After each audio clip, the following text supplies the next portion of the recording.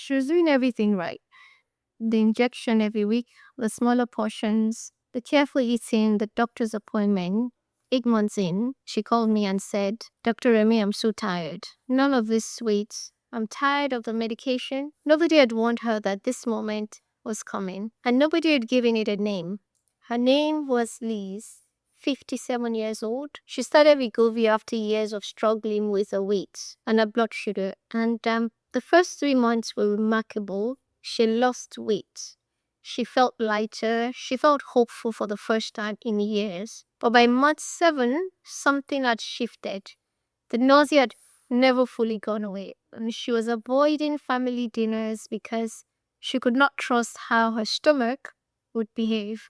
She sat at her granddaughter's birthday and watched. She watched everyone eat cake and felt nothing. Not discipline, not pride, just emptiness. She told me she felt guilty for feeling that way. The medication was working. She was supposed to be grateful.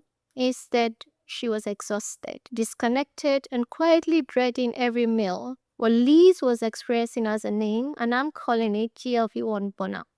GLP1 burnout is not a formal medical diagnosis yet, but it's a real pattern that patients and clinicians are increasingly recognizing, and it's far more common than anyone is talking about. It shows up as persistent nausea that's not resolved the way it was supposed to, as fatigue that a good night's sleep does not fix, as a quiet grief because food used to be comfort, culture, memory, and connection, and now it feels like a problem to be managed. She shows up social withdrawal, skipping the family dinner, declining the restaurant invitation, sitting at the table but not really being present at it, and it shows up as something patients almost never say out loud.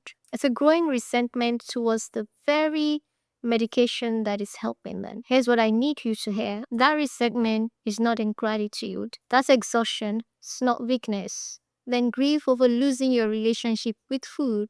That's a real loss, and it deserves to be acknowledged, not dismissed. There are also physical things happening underneath the burnout that we need attention. Months of reduced food intake can quietly create deficiencies in B12, iron, vitamin D, and calcium. This shows up as fatigue, belly fog, low mood, long before a blood test catches them. So if you've been on a GLP-1 for 6 months or more, and you're feeling persistently tired or mentally foggy, ask your doctor to check your nutrient levels. That is not a small. So here is what I told Liz and what I'll tell you. First, name it. Say it out loud to your healthcare provider. GLP-1 burnout is a clinical signal, not a personal failure. Your doctor needs to know. Second, ask for a full nutrient panel if you've not had one recently.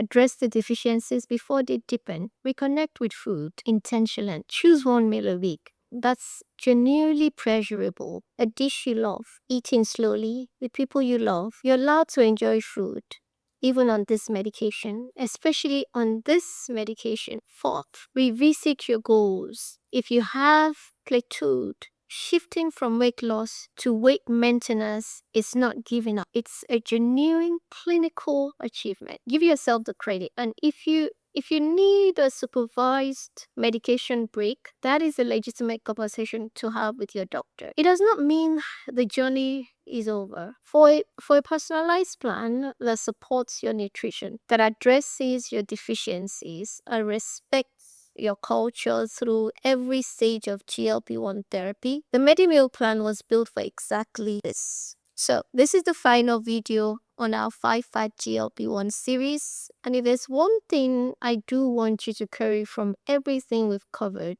these medications are tools, powerful ones, but the person using the tool is you.